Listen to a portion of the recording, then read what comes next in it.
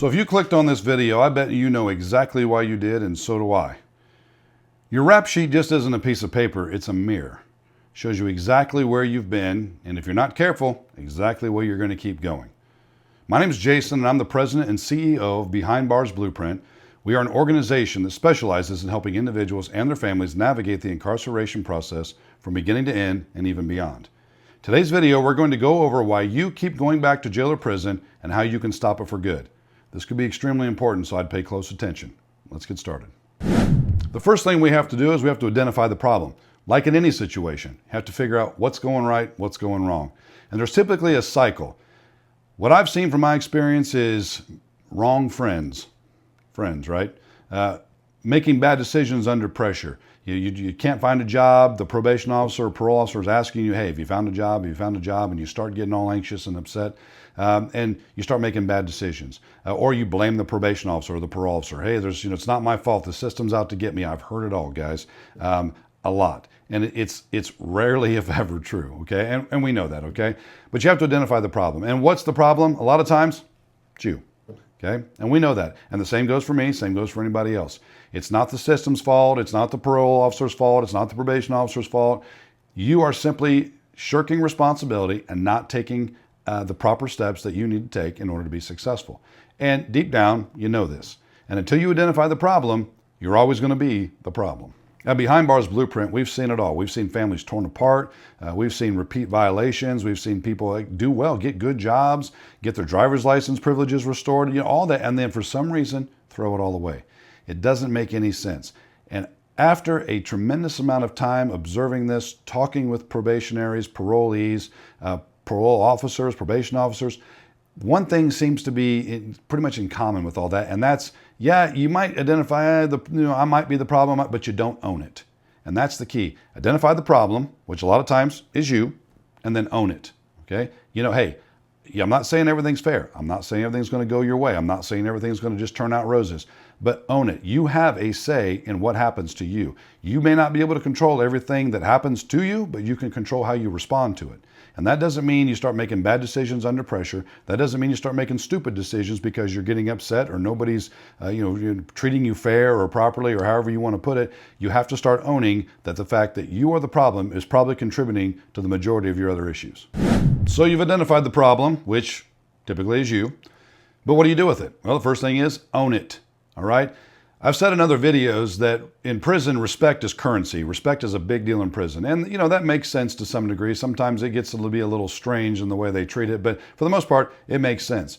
And you need to respect yourself as well. And part of that is if you do something wrong, if you're not being successful, own it. Don't blame other people for your failures. Hey, I get it. Things get hard. Sometimes things may not be fair.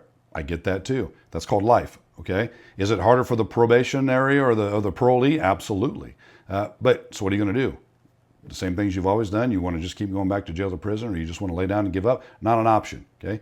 You have to own it, okay? Man, woman, doesn't matter. Own what you're doing. Say, hey, whatever I'm doing is not working. And you may honestly not know. You may know nothing different. It's something that you're going to have to figure out. But you need to acknowledge something's not working here, right? Second thing I see that drives me nuts is mindset. People will make statements that are what we call definitive or declarative, something like, hey, this is just the way I've always been. That's supposed to be, that's supposed to mean something. So you've always been like, so you can't change, or hey, you've always been like this. So unfortunately, you guys got to keep being like this. It never made sense to me, and it never will, because it's foolish. It doesn't absolutely do anything to promote where you really need to be going and how you need to be thinking. Change what you're thinking and change what you're saying. Hey, I get it. I've always behaved like this and it's not working. I need to try something else. Say that. But don't give yourself a reason to stop short, to always do the things that you've always done just because I've always been this way. You have to check your habits. Typically, you're hanging out with the same people or in the same places or doing the same things that you've always been doing that have always gotten you in trouble. You need to change your habits. The third thing I see quite a bit is there's a lack of tools. And that could be a whole bunch of things. But typically it's, hey, I don't know how to look for a job. I don't know how to put together a resume. I don't know how to balance my checkbook. I don't know how to apply to get, for a loan to get a car or an apartment or any of those things. And at www.behindbarsblueprint.com, we have a whole bunch of resources that go over this type of stuff. You need to get the right tools. Now, we're not the only place you can get the tools, but we're the only place that you can get everything in one spot. And if we don't have it, we can work with you to get it. We're constantly growing this program. We're constantly growing this community because we want this to be a front to back. You need to stop here. Anything that you're struggling with, that you're having trouble with, we can help. And I would encourage you to visit our website and check out the resources we have. But you need to start finding the proper tools. Hey, I've got an opportunity to get a good job, but it's across town and I don't have my driver's license. Well, guess what's next on the list? Get your driver's license. That's a tool. A car is a tool. It helps get you where you need to be. It helps you start getting to the goals that you're trying to reach. But you have to make sure that you're taking the right steps to get the right tools in order to be successful.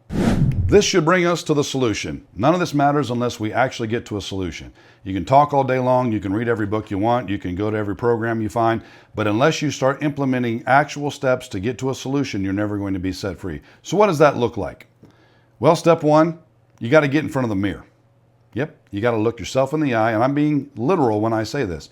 Get in front of the mirror, and look yourself in the eye and say, am I really doing everything I need to be doing as capable as I'm able to do it? Am I doing it as fully committed as I'm able to do it? Or am I playing games? Am I on some nonsense? And a lot of times we know what that is, especially if you're a repeat offender and you keep going back. You're not able to look yourself in the mirror and be honest. And again, like I say, respect is huge in prison. And if you're going to respect yourself, then look yourself in the mirror and be honest and say, I'm not really doing the things I need to be doing. Step number two, you need to cut ties with people that are holding you back. I've always said to the people that we counsel and then our clients that we're working with is that change often comes with a lot of goodbyes.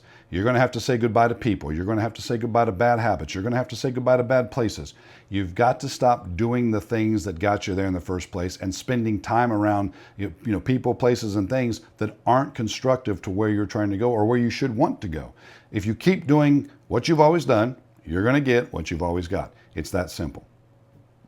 Step three, build new habits. So it's not just enough to stop bad habits. You have to replace them with new habits.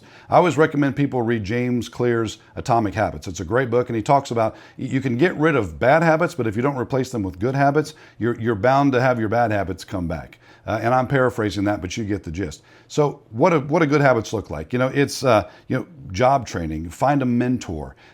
Somebody that can help walk you through things. And we do mentoring. We can do in-person mentoring if we're in the area.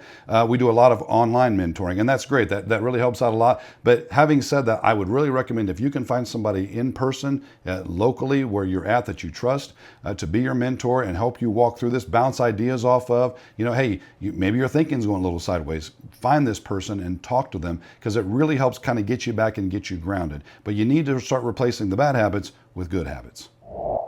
Step four is you need to plan for the long haul. And what does that mean? Well, you need to set small, achievable goals, small, obtainable goals. Something like, hey, today I'm going to fill out at least 3 resumes or applications. I'm going to go to 3 different facilities.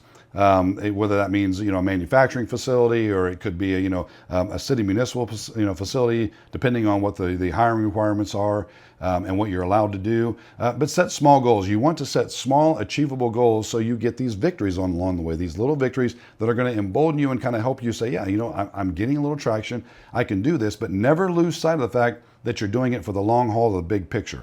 All of these things that you're doing need to culminate in the grand scheme of you being successful, you staying out of prison, staying out of that courtroom, getting yourself established and breaking that cycle of going in and out of incarceration.